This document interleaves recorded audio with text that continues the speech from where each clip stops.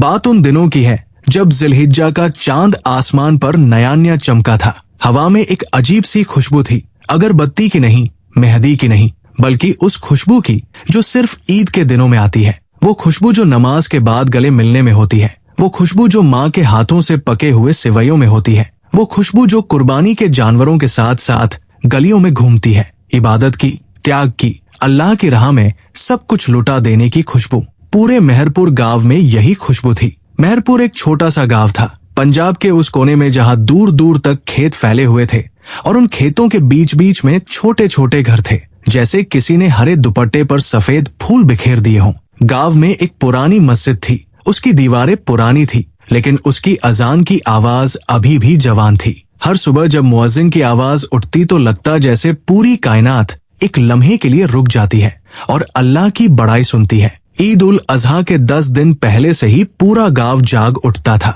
घरों के बाहर बकरे, दुम्बे और गाय बंधी होती थी। बच्चे उनके इर्द गिर्द घूमते, उन्हें प्यार करते, उनके सींगों में रंग लगाते और फिर एक दिन वो जानवर नहीं रहते, बस उनकी यादें रहती और उस गोश्त की खुशबू जो पड़ोसियों तक पहुंचती। यही था ईद उल अजहा, त्याग का जश्न, इब्राहिम अलैहिस्सलाम की सुन्नत का जिंदा होना और अल्लाह की बंदगी का सबसे पाक इजहार। लेकिन इस बार इस ईद में मेहरपुर में एक ऐसा किरदार था जिसने इस पूरे किस्से को वो मोड़ दिया जिसकी किसी ने उम्मीद नहीं की थी। गांव के पूर्वी कोने में एक पुराना घर था, करीमुद्दीन का घर। करीमुद्दीन एक बूढ़ा किसान था। उसकी उम्र कोई 70 साल के आसपास थी। कमर झुकी हुई थी, आंखें धंसी हुई थी और हाथ इस कदर कांपते थे कि चाय का प्याला उठाने में भी वक्त लगता था। लेकिन उन धंसी हुई आंखों में एक रोशनी थी, एक ऐसी रोशनी जो सिर्फ उन लोगों की आंखों में होती है जिन्होंने जिंदगी को करीब से देखा हो,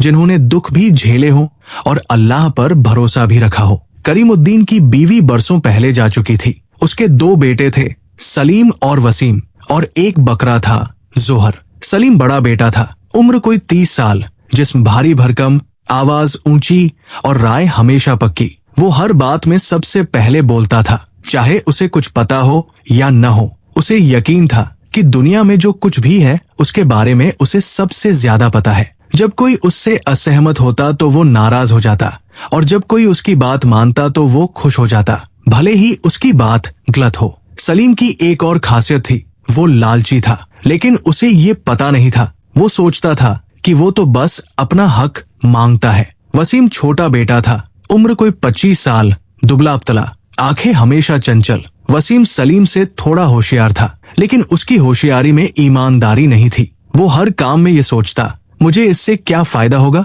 वो मीठा बोलता था, लेकिन मीठे के नीचे कड़वाहट थी। वो झुकता था, लेकिन झुकने में एक हिसाब था। 2 भाई, 2 अलग अलग किस्म के इंसान, लेकिन एक बात दोनों में एक जैसी थी। दोनों को लगता था कि वो सही है और दूसरा गलत। जिलहिज्जा का चांद नजर आने के अगले ही दिन पूरे गांव में हलचल शुरू हो गई। हर घर में जानवर आने लगे। किसी ने बकरा खरीदा, किसी ने दुम्बा, किसी ने बड़ी गाय। बच्चे खुश थे, औरतें घरों की सफाई में लग गई थी, मर्द बाजार जाने की तैयारियां कर रहे थे। लेकिन करीमुद्दीन के घर में कुछ और हो रहा था। करीमुद्दीन बहुत बीमार था। पिछले कुछ हफ्तों से उसकी तबीयत लगातार बिगड़ रही थी। खांसी थमती नहीं थी, बुखार उतरता नहीं था और जिसमें इतनी कमजोरी थी कि वो खुद उठकर पानी भी नहीं पी सकता था। गांव का हकीम देख गया था और उसने जो कहा वो सलीम और वसीम दोनों के दिलों में एक कांटे की तरह चुभ गया था। बुजुर्ग का वक्त आ गया है, अल्लाह की मर्जी है। ईद उल अजहा से ठीक 7 दिन पहले एक रात करीमुद्दीन ने अपने दोनों बेटों को बुलाया। बाहर ठंडी हवा चल रही थी, आसमान में तारे थे और दूर कहीं से किसी मस्जिद की अजान की गूंज आ रही थी। इशा की नमाज का वक्त था। सलीम और वसीम अपने बाप के कमरे में आए और उसके पास बैठ गए। दोनों के चेहरे पर फिक्र थी, लेकिन उस फिक्र के नीचे कुछ और भी था, कुछ ऐसा जो बाप मर्जी से दिखाने वाला नहीं था, लेकिन जो था। करीमुद्दीन ने एक लंबी सांस ली। बेटों, उसने धीमी आवाज में कहा, वो आवाज जो बुढ़ापे और बीमारी ने और भी कमजोर कर दी थी। मेरे जाने का वक्त करीब है। अल्लाह ने जो वक्त दिया था वो पूरा होने वाला है। मुझे इस पर कोई अफसोस नहीं, लेकिन जाने से पहले मुझे कुछ बातें करनी है। सलीम और वसीम खामोश रहे। बाप ने कहा, मेरे पास ज्यादा कुछ नहीं है, ये पुराना घर है, थोड़ी सी जमीन है। और उसने रुककर उस दरवाजे की तरफ देखा जिसके पीछे बाहर का आंगन था और जोहर है। जोहर, ये नाम सुनते ही दोनों भाइयों के कान खड़े हो गए। जोहर उनके घर का वो बकरा था जो पिछले 3 सालों से करीमुद्दीन के साथ था। 3 साल, और 3 सालों में हर ईद उल अजहा आई, लेकिन करीमुद्दीन ने जोहर की कुर्बानी नहीं दी। गांव वाले पूछते, करीमुद्दीन भाई, इस बकरे की कुर्बानी क्यों नहीं देते? करीमुद्दीन बस मुस्कुराता और कहता, इसका वक्त अभी नहीं आया। कोई समझ नहीं पाया, लेकिन करीमुद्दीन कभी नहीं समझाया। जोहर एक सफेद बकरा था, बिल्कुल दूध जैसा सफेद। उसका जिस्म मजबूत था, उसके सींग छोटे लेकिन नुकीले थे, और उसकी आंखें सबसे अलग थी। हल्की सुनहरी, गोल और इतनी गहरी कि जब वो तुम्हें देखता तो ऐसा लगता जैसे वो देख नहीं रहा, बल्कि तुम्हारे अंदर झांक रहा है। गांव के बच्चे जोहर से डरते थे। नहीं, डरना सही लफ्ज नहीं, वो उससे एक अजीब सा आदर करते थे। कोई उसे पत्थर नहीं मारता था, कोई उसे तंग नहीं करता था। बड़े बूढ़े कहते, ये बकरा कुछ अलग है, और वो सच कहते थे। करीमुद्दीन ने अपने बेटों को बताना शुरू किया। 3 साल पहले उसने कहा, जब मैं बाजार से ये बकरा लाया था तो मुझे खुद नहीं पता था कि ये इतना खास है। मैंने बस एक बकरा खरीदा था ईद की कुर्बानी के लिए। उसने खासा, फिर बोलता रहा। लेकिन घर आने के पहले ही रात मैंने एक सपना देखा। कमरे में खामोशी छा गई। उस सपने में एक नूर था, एक सफेद रोशनी, और उस रोशनी में से एक आवाज आई। आवाज ने कहा, करीमुद्दीन, ये जानवर तुम्हारे लिए एक अमानत है। इसे उस वक्त तक रखो जब तक तुम्हारे बेटे ये न जान ले कि असली समझदारी क्या होती है। सलीम ने मुंह बनाया। वसीम ने पलकें झपकाई। करीमुद्दीन ने कहा, मैं जानता हूँ तुम क्या सोच रहे हो। तुम सोच रहे हो कि बूढ़े बाप का दिमाग कमजोर हो गया है। लेकिन बेटों, जो मैं तुम्हें अगली बात बताऊंगा वो सुनकर तुम शायद ये नहीं कह पाओगे। उसने एक गहरी सांस ली। पिछले 3 सालों में हर बार जब इस घर पर कोई मुसीबत आने वाली होती थी, जोहर ने मुझे पहले बता दिया। कैसे? वसीम ने अनजाने में पूछ लिया। जब मेरी फसल बर्बाद होने वाली थी 2 साल पहले, जोहर ने उस रात पूरी रात रोया। मैं समझ नहीं पाया, लेकिन अगले दिन ओले पड़े और फसल चली गई। करीमुद्दीन बोला, जब हमारे घर में चोर आने वाला था पिछले साल, जोहर ने आधी रात को इतनी जोर से आवाज लगाई कि मैं जाग गया और चोर भाग गया। और करीमुद्दीन की आवाज धीमी हो गई। जिस दिन तुम्हारी माँ का इंतकाल हुआ था, उस दिन सुबह से ही जोहर ने खाना पानी छोड़ दिया था। जैसे वो जानता था। कमरे में एक भारी खामोशी छा गई। माँ का जिक्र आते ही दोनों बेटों के चेहरे बदल गए। आंखें नम हुई। शायद पहली बार इस बातचीत में करीमुद्दीन ने आगे कहा, ईद उल अजहा आने में 7 दिन बाकी है। इब्राहिम अलैहिस्सलाम ने अपने बेटे की कुर्बानी देने का इरादा किया था। ये सबसे बड़ी कुर्बानी थी। अल्लाह ने उनका इम्तिहान लिया और वो पास हुए। उसने दोनों बेटों की तरफ देखा। अब अल्लाह तुम दोनों का इम्तिहान लेगा। कैसा इम्तिहान? सलीम ने पूछा। जोहर को लेकर करीमुद्दीन ने कहा, ये बकरा कुर्बानी के लिए तैयार है, लेकिन सिर्फ उसके हाथों से जो इसके काबिल हो। जो इसे बेचेगा या धोखे से दूसरे को देगा, वो कुर्बानी का सवाब नहीं पाएगा। जो इसके साथ बैरमी करेगा, उसकी ईद बरकत से खाली रहेगी। लेकिन जो इस बकरे के साथ ईमानदारी से, प्यार से और अल्लाह का डर रखते हुए पेश आएगा, जोहर उसे वो दे देगा जिसकी उसे असली जरूरत है। ये देना क्या होता है? वसीम ने तेजी से पूछा। करीमुद्दीन ने धीरे से मुस्कुराया। वो मुस्कुराहट जो थकी हुई होती है लेकिन जानती बहुत कुछ होती है। ये तुम्हें खुद पता चलेगा। मैं बता दूं तो इम्तिहान नहीं रहता। उस रात के 4 दिन बाद जिलहिज्जा की 6ठी तारीख को करीमुद्दीन का इंतकाल हो गया। सुबह फजर की नमाज के बाद जब घर के लोगों ने देखा तो वो बिल्कुल शांत थे। चेहरे पर सुकून था, होठों पर शायद किसी दुआ की झलक। मौत भी जैसे ईद के साथ आई थी। जनाजा उठा, पूरा गांव आया। मस्जिद में नमाज पढ़ी गई। करीमुद्दीन को गांव के एक कब्रिस्तान में दफन किया गया, उसी कब्रिस्तान में जहां उसकी बीवी भी आराम कर रही थी। मिट्टी डाली गई, दुआ मांगी गई, लोग गए, और जब सब चले गए तब सूरज ढलने लगा था और पश्चिमी आसमान नारंगी हो गया था। तब रह गए सिर्फ 2 भाई, एक पुराना घर, थोड़ी सी जमीन और एक बकरा। जोहर उस दिन पूरे दिन खामोश रहा। उसने खाना नहीं खाया, पानी नहीं पिया, बस एक कोने में बैठा रहा, अपनी सुनहरी आंखों को जमीन पर टिकाए हुए, जैसे वो भी गम में था, जैसे वो भी जानता था कि उसका मालिक अब नहीं रहा। वसीम ने ये देखा और उसके मन में एक अजीब सी बात गुजरी। उसने सोचा, अगर ये बकरा सच में इतना समझदार है तो ये गांव में किसी को भी 5000 में बिक सकता है। ईद के दिन सब बकरा खरीदना चाहते हैं, लेकिन ये ख्याल उसने जाहिर नहीं किया। अभी नहीं। सलीम ने जोहर को देखा और उसके मन में भी एक बात आई। बाप कहता था ये बकरा खास है, ठीक है तो इसकी कुर्बानी मैं दूंगा, बड़े भाई का हक है और कुर्बानी के बाद गोश्त का बड़ा हिस्सा भी मेरा। दोनों बेटे जोहर के पास बैठे थे और जोहर वो बकरा जिसकी आंखें सुनहरी थी और जो शायद इंसानों से भी ज्यादा समझता था, उन दोनों को देख रहा था। उसकी आंखों में क्या था? दुख, हाँ, समझ, हाँ,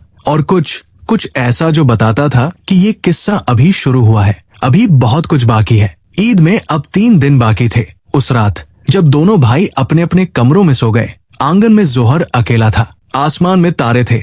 दूर से मस्जिद की अजान की आवाज नहीं आ रही थी। रात का वक्त था। जोहर उठा, धीरे धीरे आंगन के एक कोने से दूसरे कोने तक गया। फिर वो उस दरवाजे के सामने रुका जहाँ करीमुद्दीन का कमरा था, और फिर जो हुआ वो सुनने वाले को हैरान कर देता है। जोहर ने एक आवाज निकाली। वो आवाज बकरे की आम में नहीं थी। वो एक ऐसी आवाज थी जो अगर आप बहुत ध्यान से सुनते तो लगता जैसे कोई रो रहा हो, जैसे कोई किसी को याद कर रहा हो, जैसे कोई कह रहा हो मैं जानता हूँ तुम गए हो, लेकिन मैं तुम्हारी बात पूरी करूंगा। गांव में उस रात किसी ने ये आवाज सुनी। बूढ़ी फातिमा चाची जो रात को उठकर तहज्जुद पढ़ती थी, उन्होंने सुना। उन्होंने अपनी खिड़की से देखा और उन्होंने करीमुद्दीन के घर की तरफ देखकर धीरे से कहा, या अल्लाह, ये बकरा सच में कुछ अलग है। अगली सुबह फजर की नमाज के बाद दोनों भाइयों में पहली बार बात हुई खुलकर, और वो बात झगड़े में बदल गई। सलीम ने कहा, जोहर मेरे पास रहेगा, मैं बड़ा हूँ, कुर्बानी मैं दूंगा। वसीम ने कहा, बाप ने कहा था दोनों का बराबर, तुम अकेले फैसला नहीं कर सकते। बराबर? तू क्या दे रहा है इसमें? मैं खाना दे रहा हूँ, मैं पानी दे रहा हूँ। तुमने आज खाना दिया? मैंने दिया। जाओ पूछो जोहर से। बकरे से पूछूं? पागल हो गए हो? बाप ने कहा था ये समझता है। बाप ने बहुत कुछ कहा था। मरते वक्त इंसान क्या क्या नहीं कहता। ये सुनते ही वसीम चुप हो गया, लेकिन उसकी चुप्पी कमजोरी की नहीं थी। उसकी चुप्पी एक फैसले की थी। उसने सोचा, ठीक है, भाई लड़ना चाहता है तो लड़े, मैं अपना रास्ता निकालूंगा। और वो रास्ता जो वसीम निकालने वाला था, वो वसीम को ऐसी जगह ले जाने वाला था जहाँ से वापसी आसान नहीं होती। उसी दिन दोपहर को जब सलीम खेत में गया था, वसीम ने एक काम किया। वो गांव के सबसे बड़े जानवरों के व्यापारी रहीम दलाल के पास गया। रहीम दलाल एक मोटा ताजा आदमी था। हमेशा पान चबाता, हमेशा तेल की चमक उसके चेहरे पर होती। वो जानता था कि ईद के वक्त कौन सा जानवर कितने में बिकता है। वसीम ने कहा, रहीम भाई, हमारे पास एक सफेद बकरा है। जोहर, क्या लोगे उसके? रहीम ने कहा, देखने दो पहले, अभी नहीं दिखा सकता, लेकिन बता दो अगर वो अच्छा हो तो। रहीम ने आंखें सिकोड़ी। कितना पुराना है? 3 साल। सफेद है? कहा, बिल्कुल सफेद। रहीम ने मुंह बनाया। अच्छे सफेद बकरे का ईद के वक्त 6-7 हजार मिल जाता है, लेकिन मैं 4,000 दूंगा दलाली निकालकर। वसीम के मन में एक हिसाब लगा। 4,000, 2 भाई, 2-2 हजार। वो मुड़ने लगा, लेकिन तभी उसे लगा जैसे पीठ पर किसी की नजर है। उसने पलट कर देखा। वहां कोई नहीं था, सिर्फ दूर रास्ते के मोड़ पर एक सफेद रंग की झलक थी। जोहर, वो वहां था। वसीम के मन में एक अजीब सा डर आया। ये यहाँ कैसे पहुंचा? मैंने तो उसे बांध कर आया था। उसने तेजी से वापस घर की तरफ कदम बढ़ाए, और जब वो घर पहुंचा, जोहर पहले से वहां बंधा हुआ था, जैसे वो कहीं गया ही नहीं था। वसीम की सांस रुक गई। उसने जोहर की आंखों में देखा। वो सुनहरी गहरी आंखें, उनमें कोई गुस्सा नहीं था, कोई इल्जाम नहीं था, बस एक सवाल था। एक ऐसा सवाल जो बिना बोले भी सुनाई देता था। क्या तुम यही करोगे? वसीम रात को सो नहीं पाया। सलीम अगले दिन की योजनाएं बना रहा था। वो जोहर की कुर्बानी देगा, बड़ा भाई होने के नाते पूरा सवाब उसे मिलेगा, और वसीम को सिर्फ गोश्त का एक छोटा हिस्सा। दोनों ने अपने अपने मन में जोहर का इस्तेमाल सोच लिया था। दोनों ने अपने अपने मन में बाप की बात को भुला दिया था। लेकिन जोहर, वो सफेद बकरा जो इंसानों से भी ज्यादा सयाना था, वो इंतजार कर रहा था। ईद में अब 2 दिन बाकी थे, और अभी तक जो खेल शुरू हुआ था वो असल में तो अभी शुरू ही हुआ था।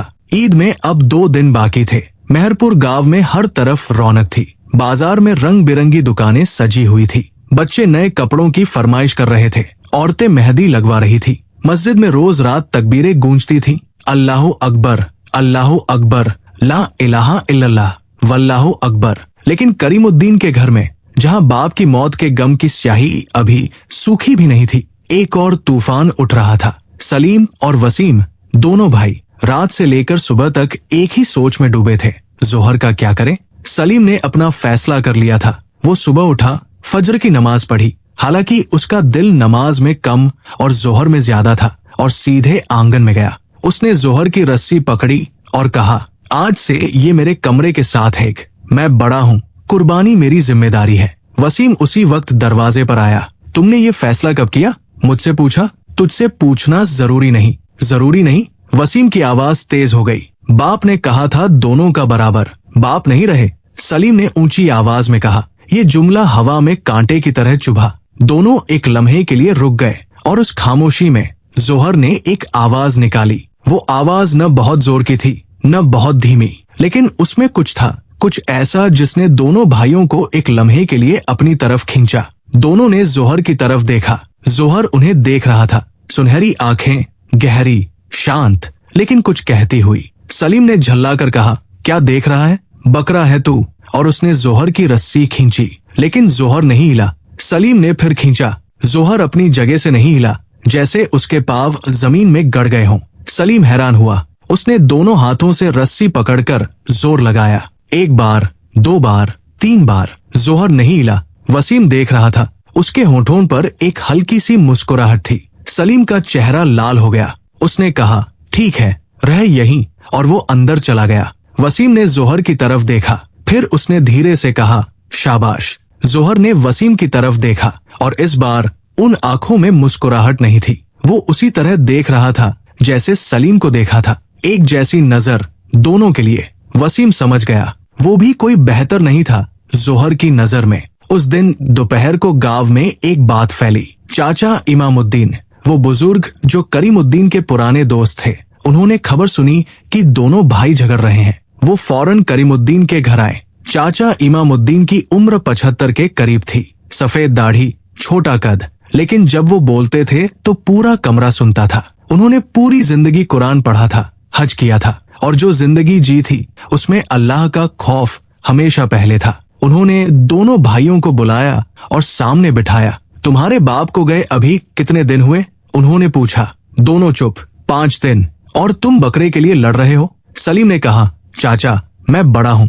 बड़े होने का मतलब जिम्मेदारी है, हक नहीं। चाचा ने कहा। उनकी आवाज धीमी थी, लेकिन उसमें वजन था। वसीम ने कहा, चाचा, मेरे भाई, तू भी चुप। चाचा ने हाथ उठाया। दोनों सुनो। उन्होंने एक लम्हा सांस ली। ईद उल अजहा क्यों मनाते हैं? इब्राहिम अलैहिस्सलाम ने अपना सबसे प्यारा, अपना बेटा अल्लाह की करने का इरादा किया। ये कुर्बानी थी, असली कुर्बानी। सिर्फ जानवर का गोश्त नहीं, बल्कि अपनी चाहत का, अपने नफ्स का, अपनी ख्वाहिशों का त्याग।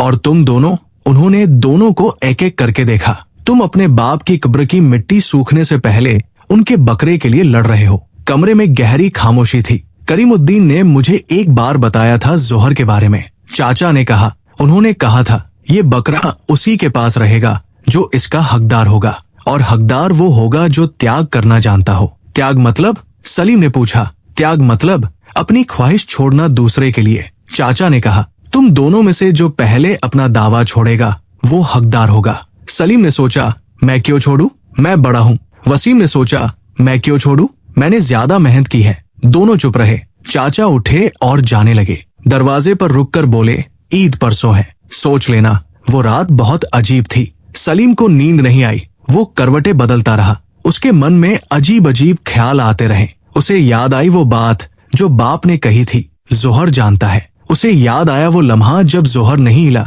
जब उसने रस्सी खींची थी। उसे याद आई माँ, जिसे जोहर ने उस दिन खाना पानी छोड़ दिया था जब वो गई थी। सलीम को पहली बार लगा, शायद ये बकरा सच में कुछ अलग है। लेकिन ये एहसास देर तक नहीं टिका। लालच ने उसे फिर अपनी गिरफ्त में ले लिया। उसने सोचा, कल सुबह मैं जोहर को बाजार ले जाऊंगा, वहाँ साहब से बात करूंगा। कुर्बानी मेरे नाम पर होगी और गोश्त का बड़ा हिस्सा मेरा।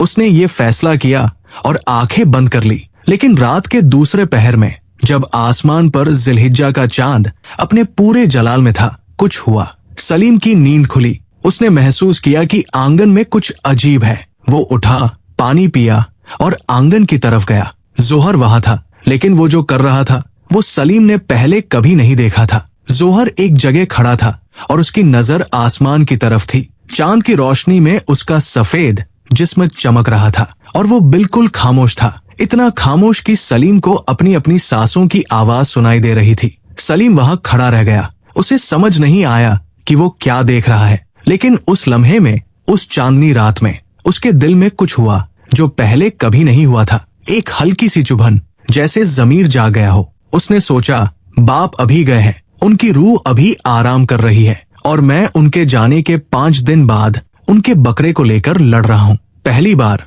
सच में पहली बार सलीम को शर्म आई, लेकिन ये शर्म भी अधूरी थी, क्योंकि शर्म के साथ साथ एक और बात थी, लेकिन मैं बड़ा हूँ, मेरा हक है। अगली सुबह, ईद से एक दिन पहले, वसीम सुबह सवेरे उठा। उसने फजर की नमाज पढ़ी, इस बार थोड़ा ध्यान से, क्योंकि रात को उसने भी कुछ सोचा था। उसने सोचा था, अगर मैं जोहर को बेच दूं तो पैसे मिलेंगे, लेकिन बाप की बात याद है, जो बेचेगा उसे कुछ नहीं मिलेगा। ये डर था, इबादत का डर नहीं, बल्कि नुकसान का डर। वो डर रहा था कि कहीं उसे कुछ नहीं मिला तो। लेकिन वसीम की ये सोच भी गलत थी, क्योंकि वो सही काम करने के बारे में नहीं सोच रहा था, वो सिर्फ नुकसान से बचने के बारे में सोच रहा था। नमाज के बाद वो आंगन में आया। जोहर वहां था। वसीम उसके पास गया और उसके सामने बैठ गया। जोहर, उसने कहा, जैसे किसी इंसान से बात कर रहा हो, तू सच में समझता है या ये सब बस बाप की बातें थी? जोहर ने उसे देखा। अगर तू सच में समझता है तो मुझे बता, मुझे क्या करना चाहिए? जोहर ने एक आवाज निकाली। फिर वो उठा धीरे धीरे और आंगन के एक कोने में चला गया, जहां करीमुद्दीन की पुरानी मुसल्ला, नमाज की चटाई रखी हुई थी। वो उस चटाई के पास जाकर रुक गया। वसीम की आंखें भर आई। ये मुसल्ला उसके बाप की थी। इसी पर वो 5 वक्त नमाज पढ़ते थे। इसी पर वो सुबह बैठकर कुरान पढ़ते थे। जोहर उस मुसल्ला के पास खड़ा था, जैसे कह रहा हो, याद है? याद है कि तुम्हारे बाप क्या थे? याद है कि उन्होंने क्या कहा था? वसीम ने आंखें पोंछी। पहली बार उसे बाप की याद सच में आई, न बकरे के नफे नुकसान की वजह से, न लालच की वजह से, बल्कि सच में। लेकिन ये एहसास कितनी देर टिकेगा, ये अभी तय नहीं था। उस दिन दोपहर को एक और वाकया हुआ। गांव का सबसे अमीर आदमी मियां जफर करीमुद्दीन के घर आया। मियां जफर के पास बहुत जमीन थी, बहुत पैसा था, लेकिन उसके पास एक चीज नहीं थी, ईद के लिए एक अच्छा कुर्बानी का बकरा। उसका बकरा बीमार पड़ गया था और अब वो नए बकरे की तलाश में था। किसी ने उसे बताया कि करीमुद्दीन के बेटों के पास एक सफेद बकरा है। मियां जफर आया और बोला, बेटों, मैं तुम्हारा बकरा खरीदना चाहता हूँ, 10,000 देता हूँ। 10,000? सलीम की आंखें चमकी, वसीम का दिल धड़का। 10,000 उनकी पूरी महीने की कमाई से भी ज्यादा। सलीम ने कहा, मियां जफर, 1 मिनट, भाई से बात करता हूँ। वो वसीम को एक तरफ ले गया। 10,000 उसने फुसफुसाया। 5,000 बाप की बात क्या थी, एक सपना था। सपनों पर यकीन करने से घर नहीं चलते। वसीम डगमगाया। 5,000 उसकी आंखों के सामने नाचने लगे। लेकिन तभी जोहर ने एक ऐसी आवाज निकाली जो पूरे आंगन में गूंज गई। वो आवाज न गुस्से की थी, न डर की। वो आवाज एक रोने जैसी थी, इतनी दर्दनाक, इतनी गहरी कि मियां जफर भी रुक गए। सलीम और वसीम दोनों ने एक साथ जोहर की तरफ देखा। जोहर उनकी तरफ नहीं देख रहा था, वो उस दिशा में देख रहा था जहां कब्रिस्तान था, जहां करीमुद्दीन दफन था। एक भारी खामोशी छा गई। मियां जफर ने कुछ महसूस किया, वो नहीं जानते थे क्या, लेकिन उन्होंने कहा, रहने दो, शायद ये बकरा बिकने वाला नहीं, और वो चले गए। दोनों भाई खड़े रहे। जोहर अभी भी कब्रिस्तान की दिशा में देख रहा था, और उस लम्हे में दोनों भाइयों के दिल में वो सवाल उठा जो उन्हें उठाना चाहिए था। हम क्या कर रहे हैं? शाम को चाचा इमामुद्दीन फिर आए। इस बार उनके साथ गांव के इमाम साहब भी थे। इमाम साहब ने दोनों भाइयों को बिठाया और कुरान की एक आयत सुनाई, लन यनाल अल्लाह लुहुमुहा वला दिमाउहा वलाकिन यनालुहु तकवा मिनकुम। अल्लाह को तुम्हारी कुर्बानी का गोश्त नहीं पहुंचता, न खून, बल्कि उसे तुम्हारा तकवा पहुंचता है। दोनों भाई सुनते रहे। इमाम साहब ने कहा, कुर्बानी सिर्फ जानवर काटना नहीं है, कुर्बानी है अपने नफ्स को काटना, अपने लालच को, अपनी ख्वाहिश को, अपने घमंड को। इब्राहिम अलैहिस्सलाम ने क्या कुर्बान किया था?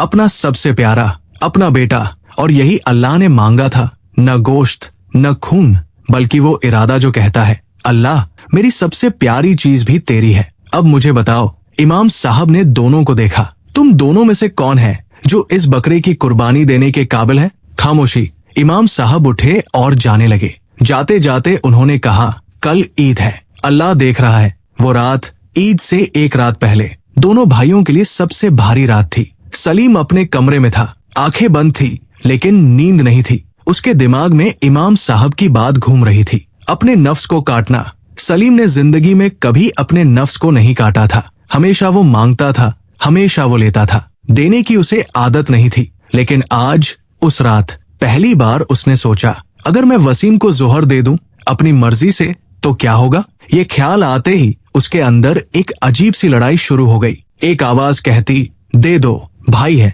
बाप का हुक्म था। दूसरी आवाज कहती, क्यों दे, मैं बड़ा हूँ, मेरा हक है। वसीम भी जाग रहा था। उसके मन में एक और लड़ाई थी। वो सोच रहा था, अगर मैं जोहर को सलीम को दे दूं तो क्या मैं बेवकूफ नहीं बनूंगा। लेकिन फिर उसे वो लम्हा याद आया जब जोहर मुसल्ला के पास गया था, बाप की मुसल्ला, और उसके मन में एक सवाल आया, बाप के जाने के बाद मैंने उनके लिए क्या किया। नमाज पढ़ी, उनके लिए दुआ की, ईसा अलैहिस्सलाम किया। वसीम को एहसास हुआ उसने कुछ नहीं किया। बाप चले गए और वो बकरे के लिए लड़ता रहा। पहली बार उसे सच्ची शर्म आई। रात के आखिरी पहर में जब सहरी का वक्त करीब था, एक और वाकया हुआ। गांव में अचानक शोर उठा, किसी के घर में आग लग गई थी। वो घर था बूढ़ी फातिमा चाची का। फातिमा चाची जो अकेली रहती थी, जिनकी उम्र 70 के पार थी, जिनके घर में कोई मर्द नहीं था। पूरा गांव जागा, लोग दौड़े, सलीम और वसीम भी दौड़े। आग बड़ी नहीं थी, रसोई के एक कोने में लगी थी, लेकिन फातिमा चाची डरी हुई थी और अकेली थी। सलीम ने बाल्टियां लाकर पानी डाला, वसीम ने चाची को बाहर निकाला। जब तक आग बुझी रात के 3 बज गए थे। जब सब ठीक हो गया तो फातिमा चाची ने दोनों भाइयों का हाथ थाम लिया। उनकी आंखों में आंसू थे। उन्होंने कहा, अल्लाह तुम दोनों को जज़ाए खैर दे, तुम अपने बाप के सच्चे बेटे हो। सलीम और वसीम दोनों एक पल के लिए रुक गए। तुम अपने बाप के सच्चे बेटे हो, ये जुमला, इन 4 शब्दों ने वो काम किया जो घंटों की सोच नहीं कर पाई थी। दोनों के दिल में कुछ पिघला। घर वापस आते वक्त रास्ते में पहली बार सलीम ने वसीम से कहा, भाई मुझे माफ कर। वसीम रुक गया। सलीम ने कहा, मैं गलत था। बाप के जाने के बाद मुझे तेरे साथ होना चाहिए था, बकरे के लिए नहीं लड़ना चाहिए था। वसीम की आंखें भर आई। उसने कहा, भाई मैं भी गलत था। दोनों एक लम्हे के लिए खड़े रहे और फिर पहली बार उन दिनों में दोनों ने एक दूसरे को गले लगाया। जब वो घर पहुंचे, जोहर आंगन में था और इस बार उसकी आंखों में कुछ था जो पहले नहीं था। एक नूर, एक गर्माहट, जैसे वो कह रहा हो, यही चाहता था मैं। ईद कल थी और दोनों भाइयों के दिल में पहली बार एक दूसरे के लिए जगह बन गई थी। ईद की सुबह मेहरपुर गांव में फजर से पहले ही जिंदगी जाग उठी थी। घरों में चूल्हे जले, पतीलियों में सेवैया पकी, बच्चों ने नए कपड़े पहने। मस्जिद से तकबीरों की आवाजें आ रही थी जो रात की ठंडी हवा में दूर दूर तक फैल रही थी। अल्लाहु अकबर, अल्लाहु अकबर, ला इलाहा इल्लल्लाह। ये आवाज हर बार जब सुनाई देती तो दिल में एक अजीब सी कप्पी होती, न डर की, न ठंड की, बल्कि उस एहसास की जो तब होता है जब आप जान लेते हैं कि आप कुछ बड़े के सामने खड़े हैं। करीमुद्दीन के घर में पहली बार उन दिनों में एक सुकून था। रात की वो बात, फातिमा चाची का घर, आग और उसके बाद दोनों भाइयों का एक दूसरे को माफ करना, उस सब ने कुछ बदल दिया था। जैसे किसी ने एक भारी पत्थर उठाकर दोनों के सीने से हटा दिया हो। सलीम सुबह उठा, वुजू किया और मस्जिद जाने से पहले आंगन में आया। जोहर वहां था। सलीम ने उसके पास जाकर उसकी पीठ पर हाथ रखा। जोहर, उसने कहा, और इस बार उसकी आवाज में वो अकड़ नहीं थी जो पहले होती थी। मुझे नहीं पता तू सच में समझता है या नहीं, लेकिन बाप को तुझ पर यकीन था और आज से मुझे भी है। जोहर ने सलीम को देखा। उन सुनहरी आंखों में एक गर्माहट थी। वसीम भी उठा। उसने सबसे पहले वो काम किया जो उसने पिछले 5 दिनों में नहीं किया था। वो बाप की मुसल्ला उठाकर लाया, उसे बिछाया और उस पर 2 रकात नमाज पढ़ी।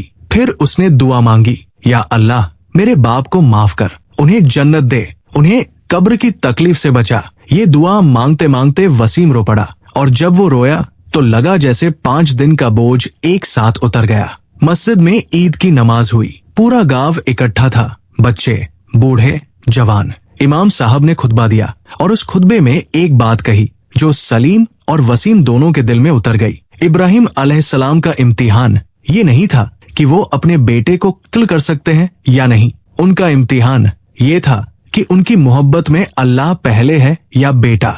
और जब अल्लाह ने देखा कि इब्राहिम की मोहब्बत में अल्लाह पहले है तो अल्लाह ने उनके बेटे को बचा लिया। आज की कुर्बानी भी यही सिखाती है, जो चीज तुम्हें सबसे ज्यादा प्यारी है उसे अल्लाह की राह में देने का इरादा रखो। बस इरादा, बस ये नियत, यही कुर्बानी है। नमाज के बाद जब दोनों भाई मस्जिद से निकले तो चाचा इमामुद्दीन उनके पास आए। उन्होंने दोनों को गले लगाया। ईद मुबारक बेटों, ईद मुबारक।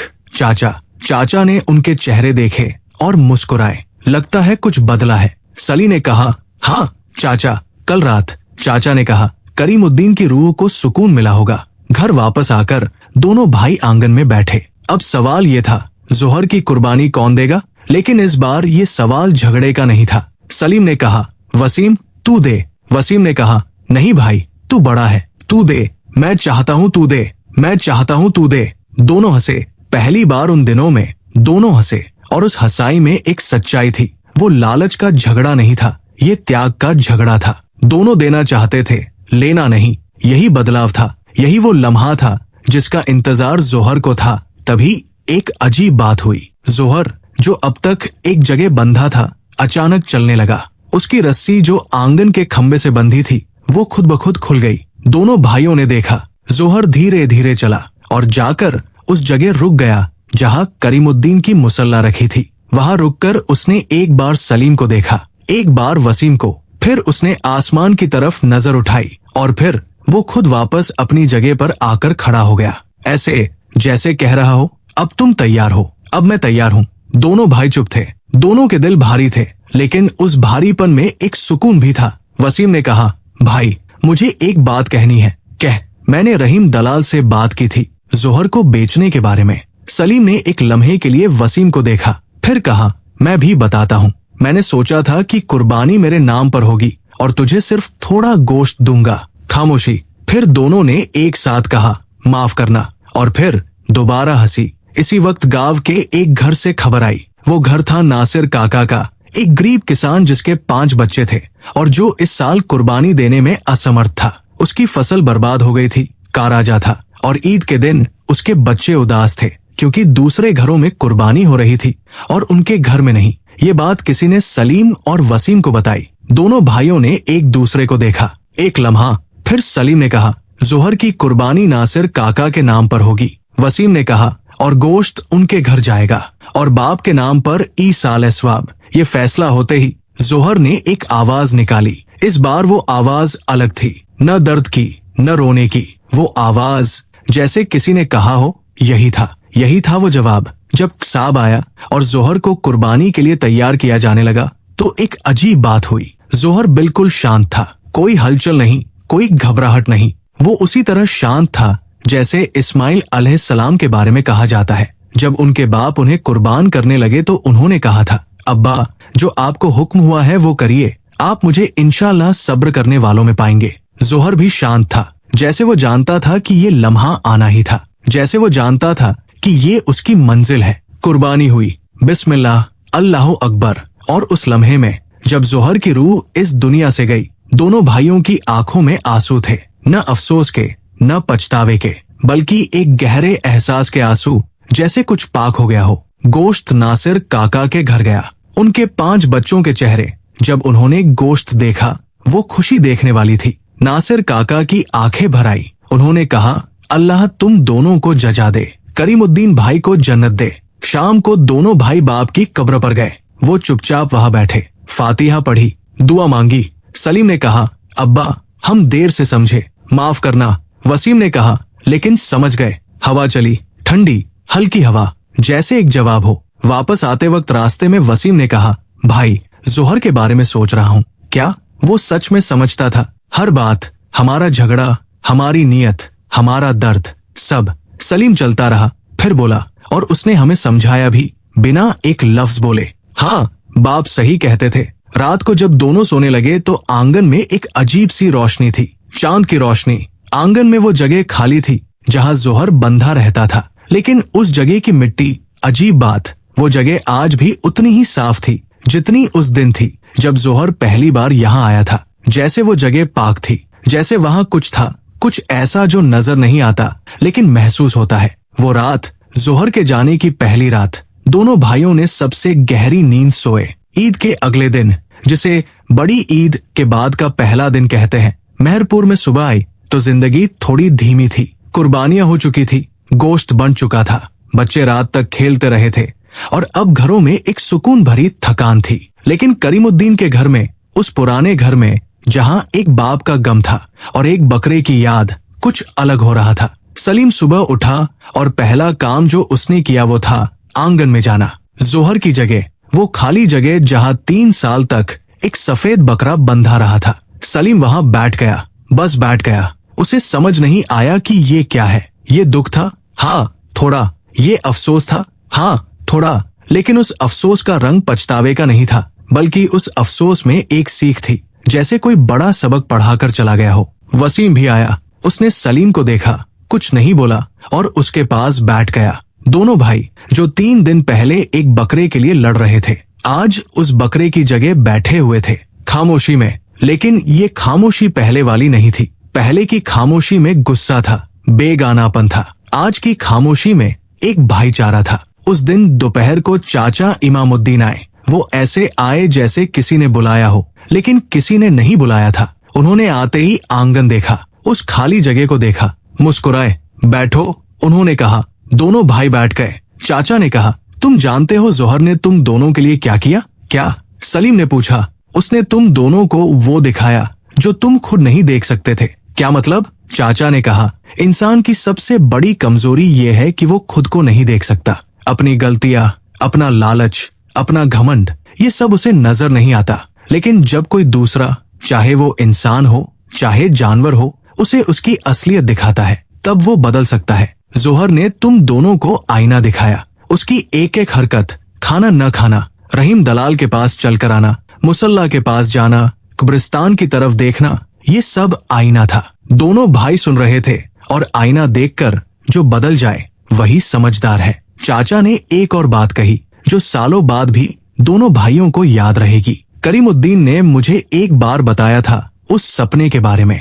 उस रात जब वो जोहर को घर लाया था, उस सपने में जो आवाज आई थी, उसने सिर्फ इतना नहीं कहा था कि इसे रखो। उसने ये भी कहा था, जब तुम्हारे बेटे इस बकरे से ज्यादा समझदार हो जाए तब इसका काम खत्म होगा।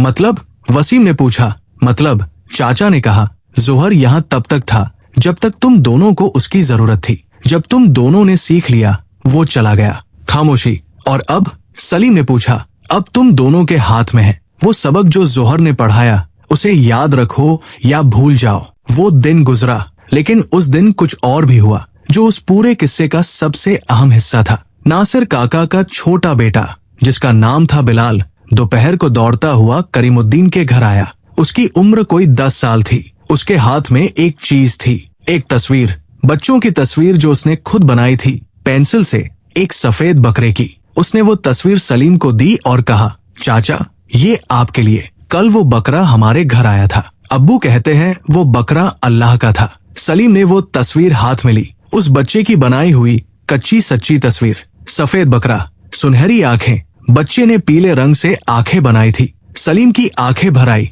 उसने बिलाल को गले लगाया। उस शाम एक और बात हुई। सलीम ने वसीम से कहा, भाई अब्बा की जमीन के बारे में बात करनी थी। वसीम ने कहा, हाँ, आधी तेरी आधी मेरी बराबर। वसीम ने कहा, ठीक है। और भाई? हाँ, अब्बा के लिए हर जुमे को ईसाल सवाब। जरूर। दोनों ने हाथ मिलाए और उस हाथ मिलाने में जो वो नहीं कह सके वो सब था। माफी, मोहब्बत, भाईचारा। रात को सलीम ने वो तस्वीर दीवार पर लगाई। सफेद बकरा, सुनहरी आंखें।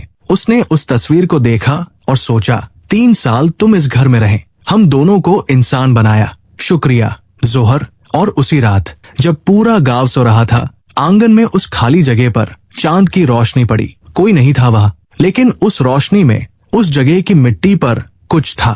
एक चमक, बहुत हल्की, बहुत नाजुक, जैसे कोई कहना चाहता हो, मैं था, मैंने देखा, अल्लाह ने देखा। जोहर के जाने के बाद मेहरपुर में कुछ बदल गया। ये बदलाव ऐसा नहीं था जो एक दिन में दिखे। ये बदलाव धीरे धीरे आया, जैसे बारिश के बाद जमीन में हरियाली आती है। पहले दिखती नहीं, फिर एक सुबह अचानक दिखती है। सलीम बदल गया था। वो बदलाव ये था कि कि उसने बोलने से पहले सोचना शुरू किया।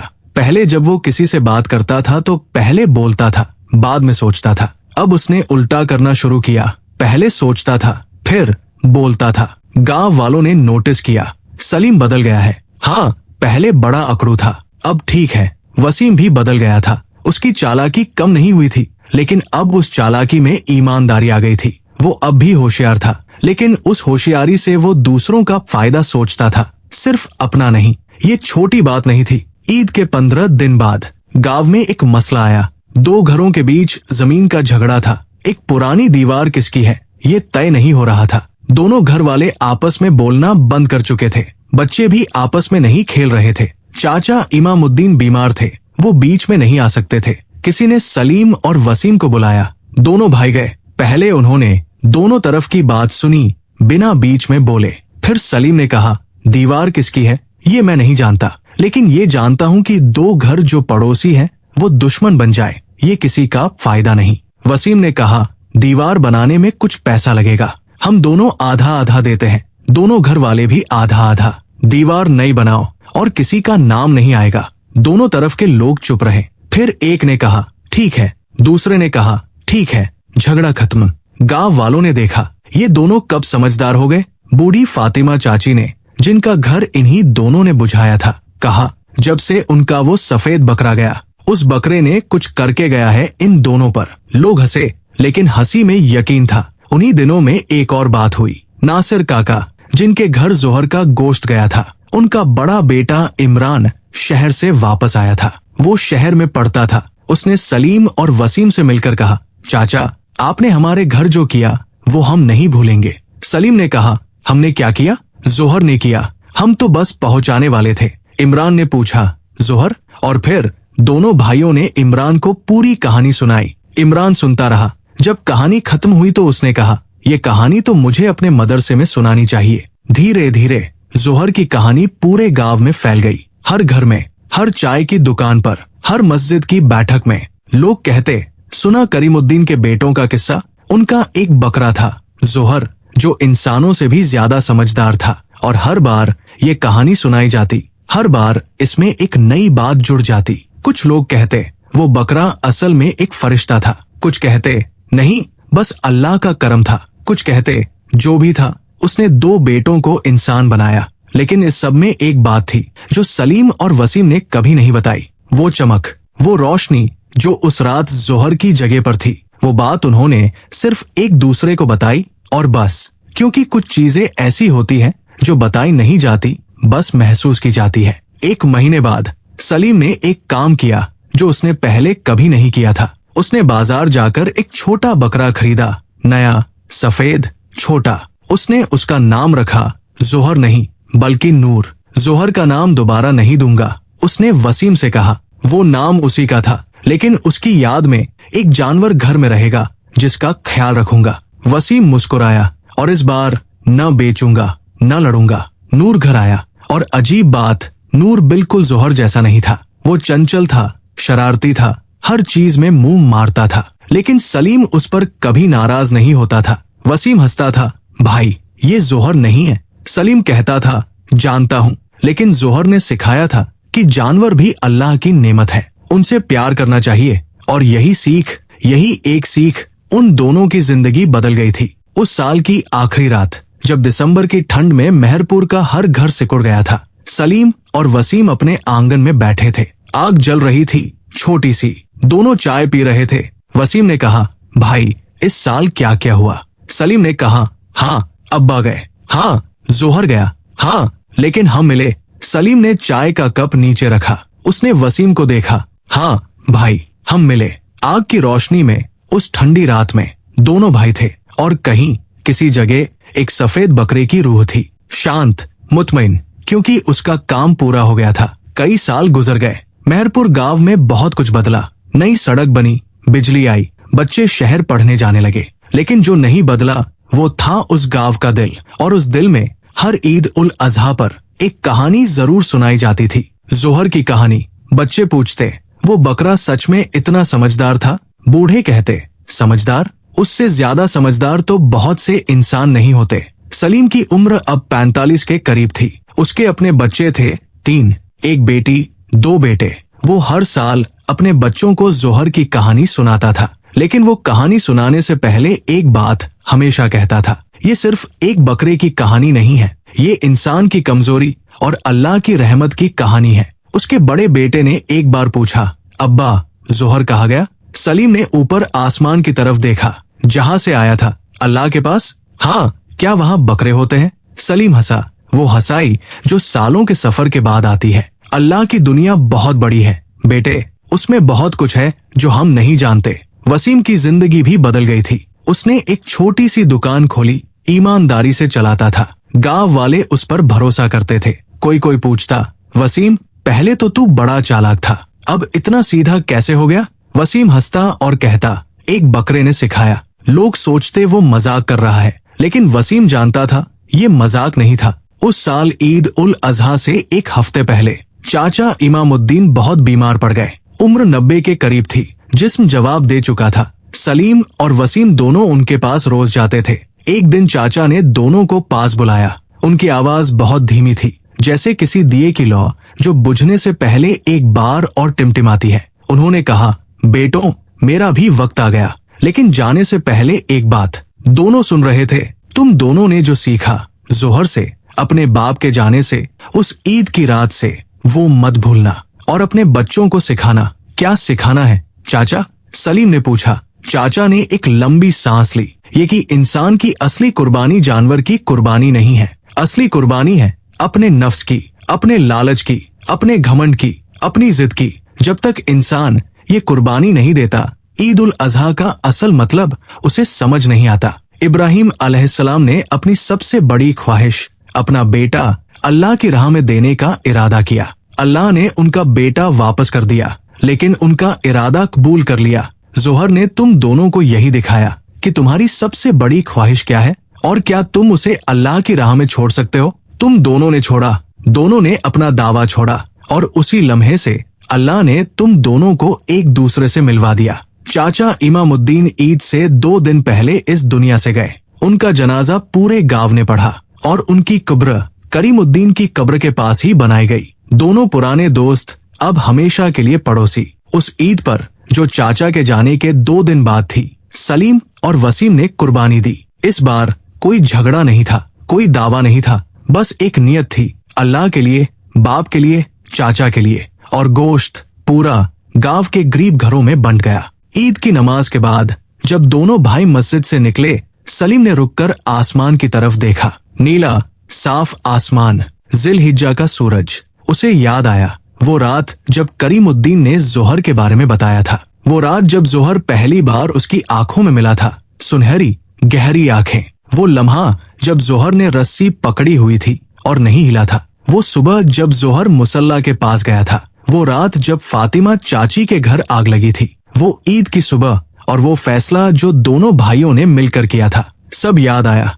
एक एक लम्हा। वसीम उसके पास आया। क्या सोच रहे हो? जोहर को वसीम ने भी आसमान की तरफ देखा। मैं भी। दोनों एक लम्हे के लिए चुप रहे। फिर सलीम ने कहा, भाई एक बात पूछूं?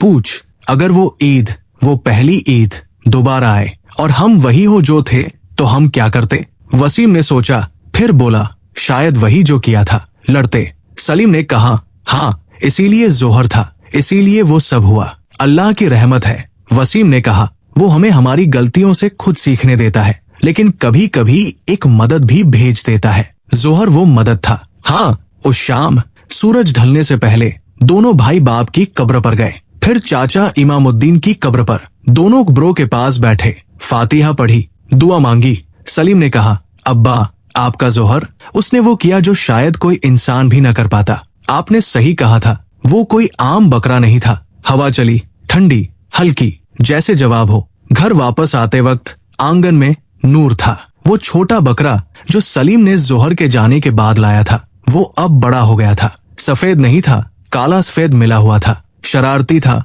चंचल था। लेकिन जब सलीम आंगन में आया, नूर उसके पास दौड़ कर आया। सलीम ने उसकी पीठ पर हाथ रखा, मुस्कुराया। वसीम ने कहा, जोहर की तरह नहीं है। नहीं, सलीम ने कहा, लेकिन इसकी जरूरत नहीं।